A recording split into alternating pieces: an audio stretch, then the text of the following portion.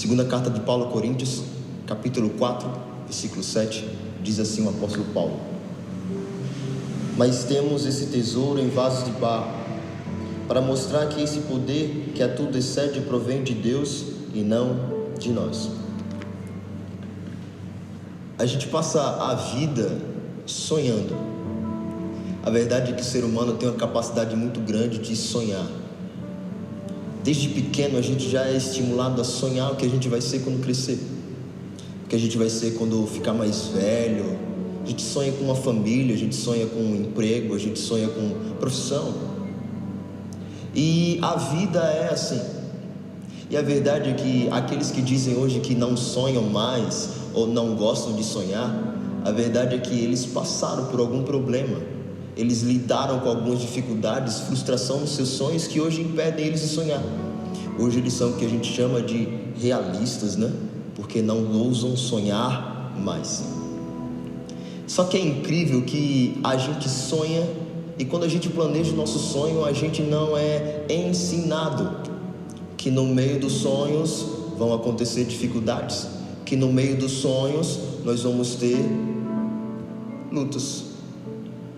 Porque quando para a gente alcançar o sonho precisa ter um processo. E quando nós estamos no caminho desse sonho, muitas vezes o processo não é como a gente espera, o processo não é como a gente almeja.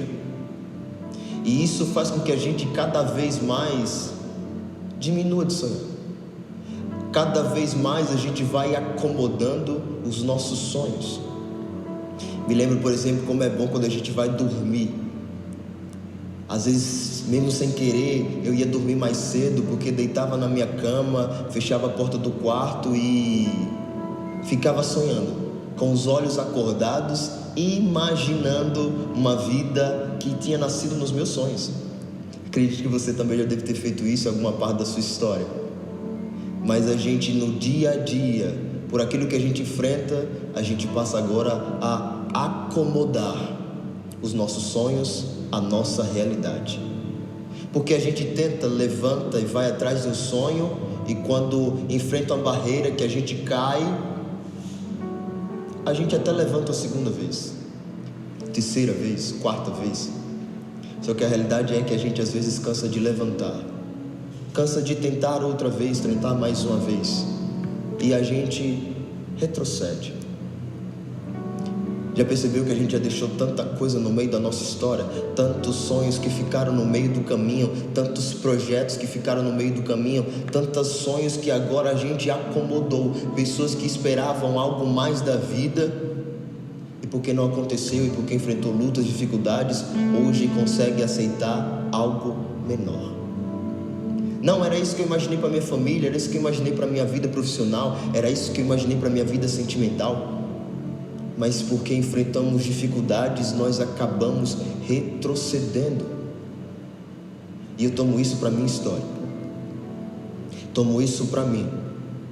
Quando eu paro para lembrar quantas coisas eu retrocedi. Quantas coisas eu enfrentei, obstáculos, e eu deixei no caminho. Era mais fácil mudar. Era mais fácil mudar de sonho, era mais fácil diminuir o seu sonho, era mais fácil querer algo que desse menos trabalho. Só que cada vez que a gente faz isso, um pedaço da gente fica para trás. Uma parte da nossa felicidade, uma parte da nossa história fica para trás. E talvez você esteja aí sorrindo, mas por dentro Deus sabe como está o teu coração. Talvez você esteja aí no meio de todo mundo, aparentemente muito bem, mas o Senhor conhece o teu coração. Talvez você conte para as pessoas que está tudo indo muito bem, que as coisas estão funcionando como você quer, mas existe algo que sempre volta à tua mente quando você vai deitar, ou quando você ouve alguém contar de algo, você para e pensa: poderia ter sido eu, poderia ter sido o meu sonho, poderia ter sido eu realizando aquilo.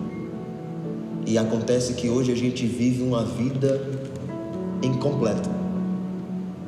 Só que a palavra do Senhor diz no Evangelho de João, capítulo 16, o próprio Senhor diz assim: no mundo tereis aflições, mas tem de bom ânimo. Eu acho interessante nessa palavra porque o Senhor poderia ter dito diversas outras coisas. Ele poderia ter dito, e tem de boas armas. Ele poderia ter dito, e tem de bons amigos. Ele poderia ter dito, e tem de recurso. Mas ele não diz nada disso.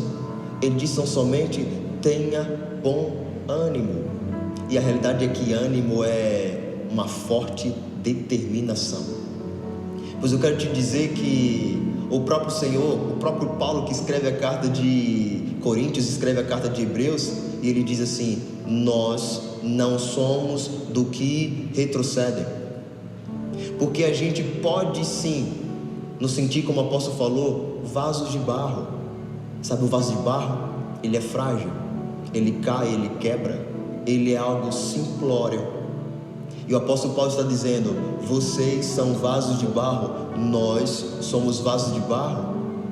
Mas entenda, sobre vocês, dentro de vocês, há um tesouro precioso. E o apóstolo Paulo estava querendo dizer que sobre nós, sobre a nossa vida, está o Espírito Santo de Deus, Jesus.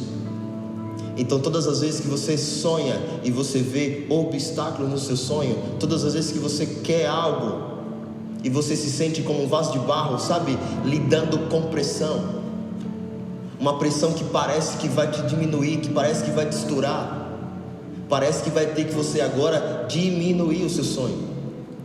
Então que você entenda que você precisa lembrar do que tem dentro de você.